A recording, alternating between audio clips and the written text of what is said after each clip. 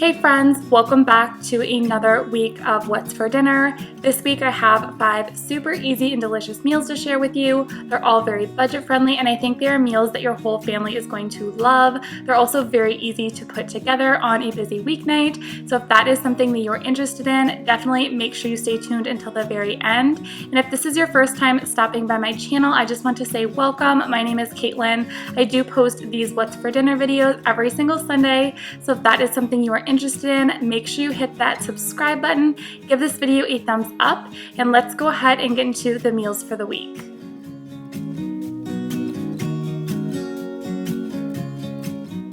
So for the first recipe this week, I am making some Cheez-It chicken strips. I saw something very similar to this on Taylor Elmore's channel as well as the Dickinson Homestead. I will have both of those channels linked down below if you want to see their content. Really great channels. But in this bowl here, I am mixing up probably about half a cup of sour cream and then half a cup of mayonnaise, just getting all of that mixed together. This is what I'm going to use to coat my chicken in. And then for the chicken in this recipe, I'm actually using just chicken breast cut into strips. You could definitely also use chicken tenders if you prefer that, but this is what I had on hand, so I'm just using it up.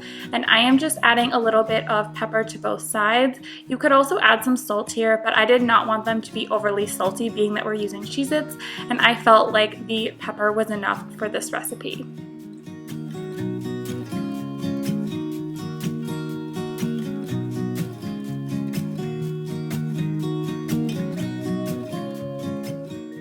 So now I actually decided to just dump my chicken right into this mixture and make sure it's really well coated. You could also do this right before adding it to your crumb mixture, but I just thought this would be so much easier and so much faster this way, and it worked out totally fine. So I'm just making sure all of my chicken is coated in this mixture.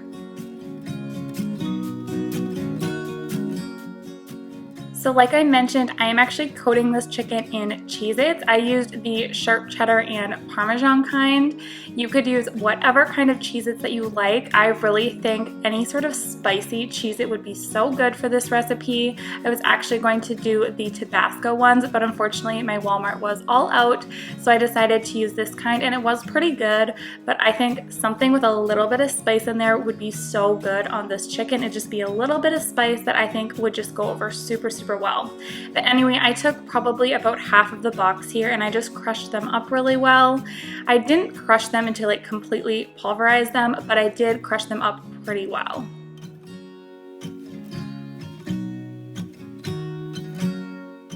Now we are ready to coat the chicken. I did decide to line my baking sheet with just a little bit of parchment paper to make the cleanup really nice and simple. You could also use tin foil or just oil your pan really well.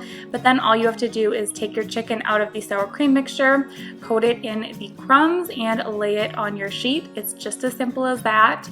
Totally nothing complicated about this recipe. Definitely think this is a very quick and easy one, even for a busy weeknight. And I think kids would have fun doing this one too if you wanted your kids to help out in the kitchen. I love trying to include my kids. Obviously, Easton is a little bit young for this one, but if you have older kids, I think they would have a lot of fun helping with this one.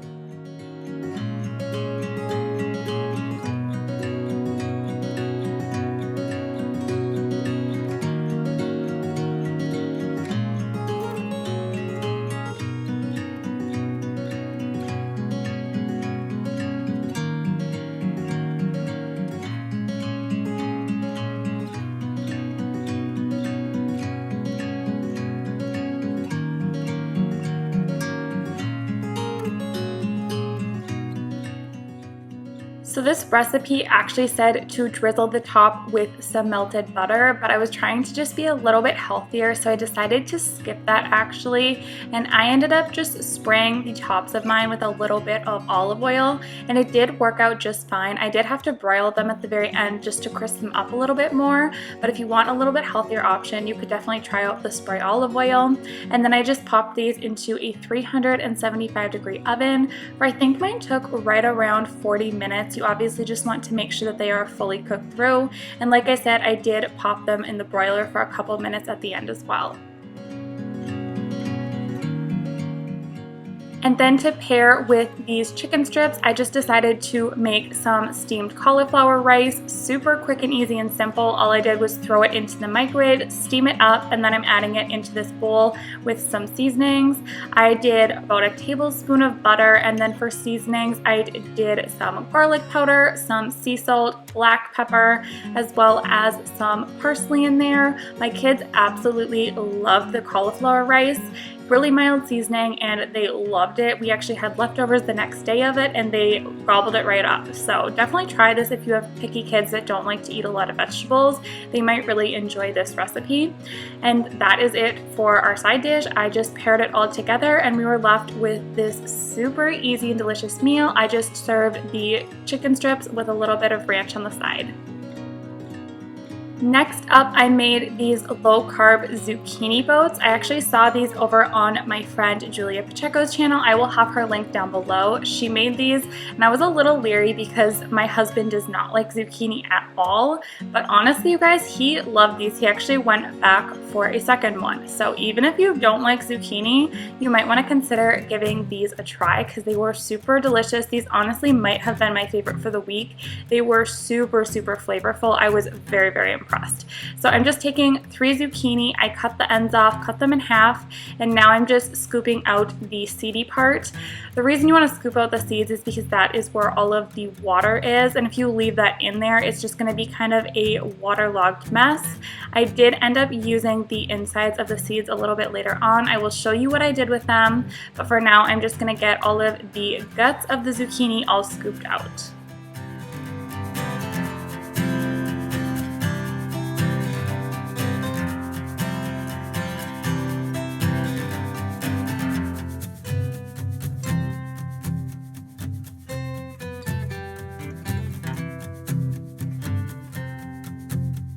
So like I mentioned before, I did not want to waste the insides of the zucchini, so I ended up actually just roughly chopping them up and throwing them into a bowl. And I actually made this into like kind of a second little zucchini bag. So you can definitely do that if you want, or some other options. You could do zucchini bread, zucchini muffins. There's so many different things you could do with the zucchini, but I definitely would not waste the inside. Try and find some sort of way to use it up because it's still a really good zucchini.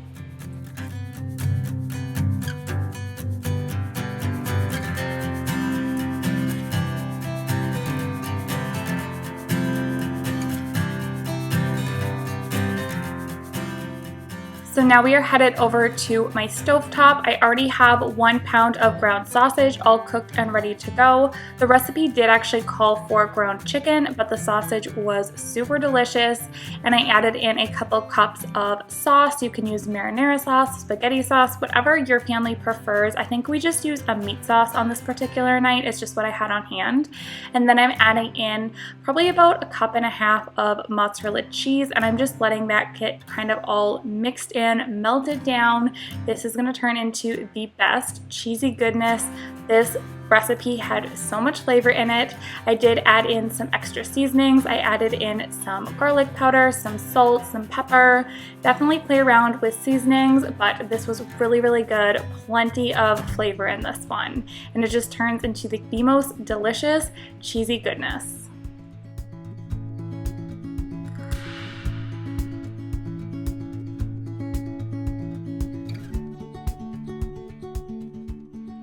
So now I just have a 9x13 pan, and I'm just taking a little bit of oil. Actually, I ended up adding way too much oil, so you'll see that I took a little bit out here in a second. I just added way too much in there, but go ahead and spray it with some type of oil or line it with aluminum foil, and then you're just going to lay all of your zucchinis right in there. I ended up not being able to fit all of them, so I ended up chopping up that last one, which you will see here in a second, and I used it for a different recipe.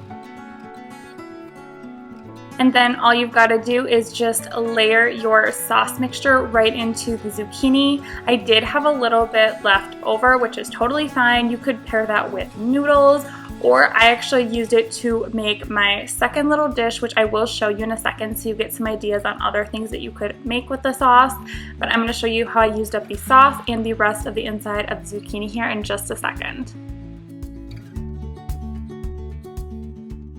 And then you're going to want to top it with a little bit of Parmesan cheese. You can either use the stuff that's powdered or you can use grated Parmesan cheese. And then I also added on a little bit more mozzarella on top, and this was so good, you guys, I promise you. So this is where I'm using up that one zucchini that I had left over. So if you can fit that into your pan, use it that way, but I did not want to pull out a separate pan, so I just decided to chop it up and add it into the seedy part of the zucchini. So here I'm just taking a little pie pan. Use whatever you have on hand that's the right size, but a pie pan fit the amount that I had, and then I'm just dumping everything right in here. I did add in a little bit of red sauce that I had left over. I also am adding in some seasoning. I did some garlic powder, salt and pepper, season it up really well. Here's that sauce that I was talking about. So I'm just adding that in, tossing it into all of my veggies, and then I'm taking the leftover meat and cheese mixture that we put inside of the zucchini boat, and I'm just kind of layering that right on top. This was a great way to use everything up. The only thing I will say is because the insides of the zucchini, the seedy part, it is more watery. So it's got a little bit waterlogged, just a little bit, but it still had really good flavor. The texture was not as firm as the zucchini boats, but the texture was still totally fine. My kids actually ate this and they really enjoyed it. So definitely a good way to use everything up. Both of these pans go right into a 400-degree oven for about 20 to 25 minutes. I would say I put the zucchini boats in for about 25 minutes, and then this little zucchini mixture here I did about 20 minutes. I did go ahead and broil the zucchini boats at the end for just a couple of minutes to get them nice and golden brown on top. This recipe was super delicious. For this next night, I actually made some super amazing BLTs. This was my husband's request for the week. We haven't had BLTs in so long, and they're honestly one of my favorites, especially for summer. So I did end up cooking up this whole entire package of bacon. Of course, we had leftovers, but of course we used those up because who doesn't love bacon? But I'm just getting all of this thrown onto my griddle, get all of that bacon nice and crispy while I'm getting all of the rest of the ingredients ready.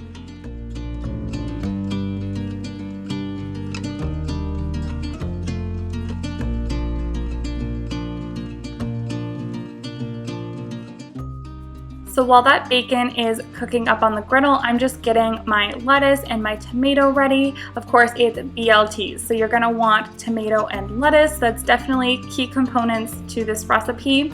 For BLTs, I really do like to use iceberg lettuce. Normally I use romaine lettuce for everything else, but there's something about a good BLT where you just need to have some iceberg lettuce. So I got that all washed, ready to go, and I'm just kind of cutting it into a couple of pieces. And then for the tomato, I'm using a beefsteak tomato, and I'm just getting that all sliced up and ready to go.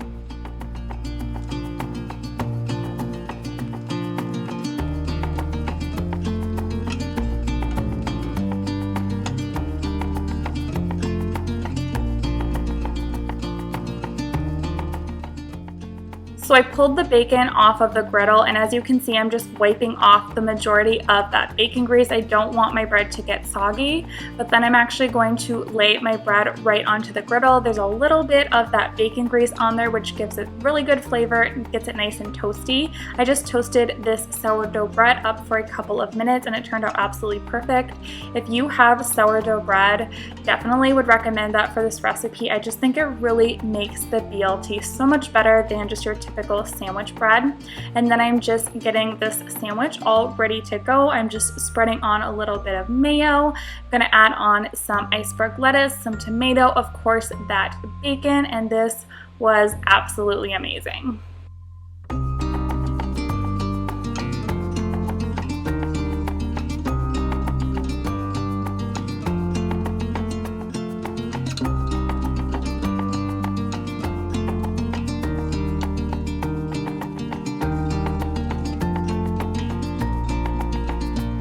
I just paired our BLTs with a little bit of sweet corn, and we really enjoyed this meal.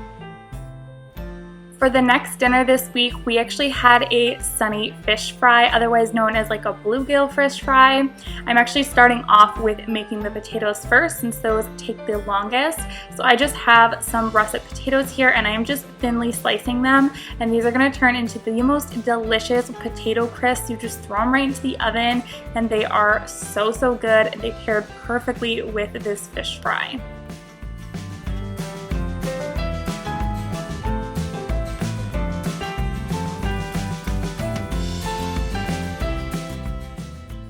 Into my bowl with the potatoes, I'm just adding in some pepper, some salt, and some garlic powder. You do want to make sure that everything is really well seasoned in this recipe. It's just gonna make these potatoes turn out absolutely phenomenal. Make sure everything is really well coated in this mixture before adding in our next key ingredient.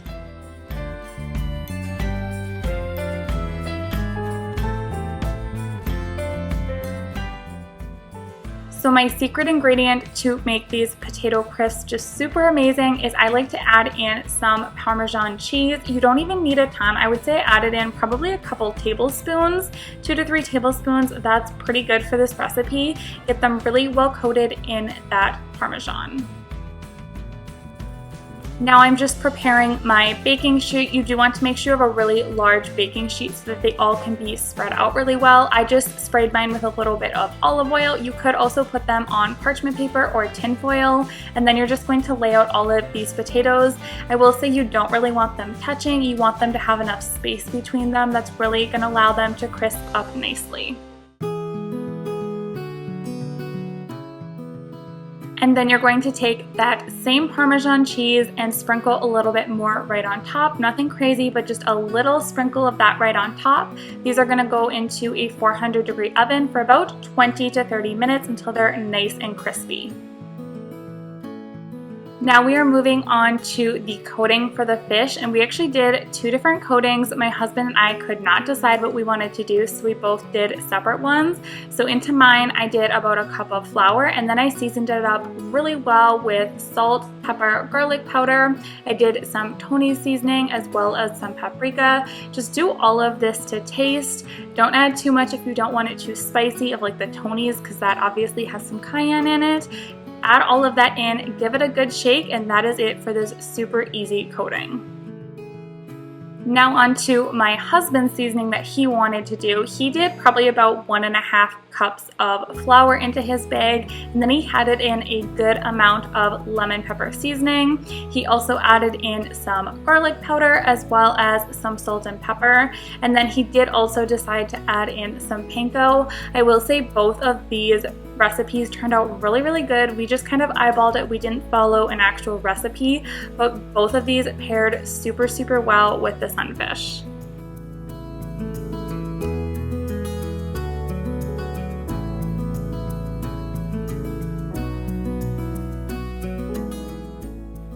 For frying up these sunfish, I'm just using our 2 biggest pans, and I'm adding in some vegetable oil. You could also use canola oil or any other fish that's really good for frying. While that is heating up, I'm just taking our fish and adding that into each bag. I did keep the fish separately, obviously, so we can kind of keep track of which one was which one was the lemon pepper fish, and then which one was more of like our spicier standard seasoning mix. So I'm just shaking all of the fish up with the seasoning, and then I'm pulling it out, putting it onto the plate, and getting it ready to go right into the pan.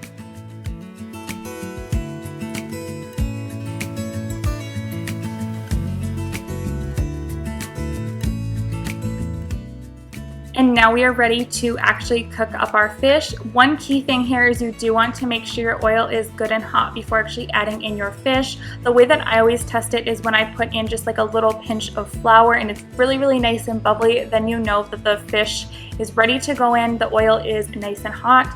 We probably cook these for maybe like 4 minutes or so on each side. You do want to make sure that they're really, really nice and crispy before you flip them, because you kind of only want to flip them once. That's definitely ideal, but just make sure it's really, really nice and golden brown.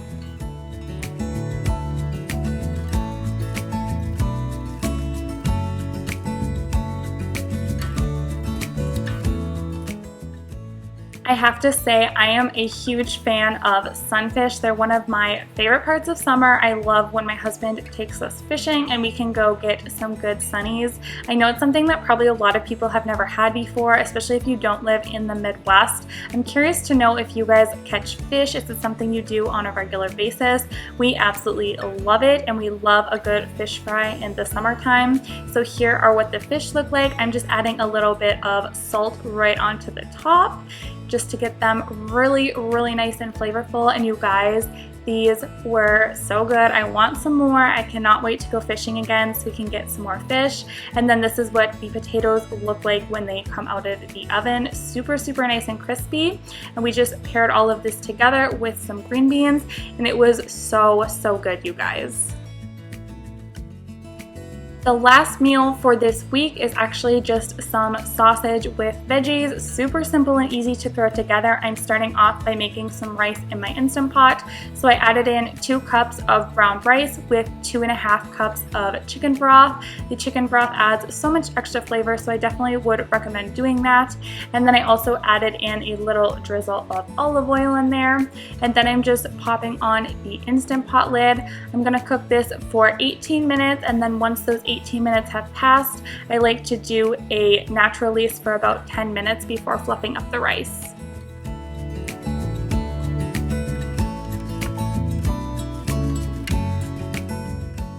Now into my pan here, I'm just starting to let it heat up over medium heat with some olive oil while I get all of the veggies and the meat ready to go. So for my sausage, you guys already know I'm using Polish sausage because we have so much of this venison sausage in our freezer. So I'm always trying to find different ways to use it up so it's not just the same thing all the time.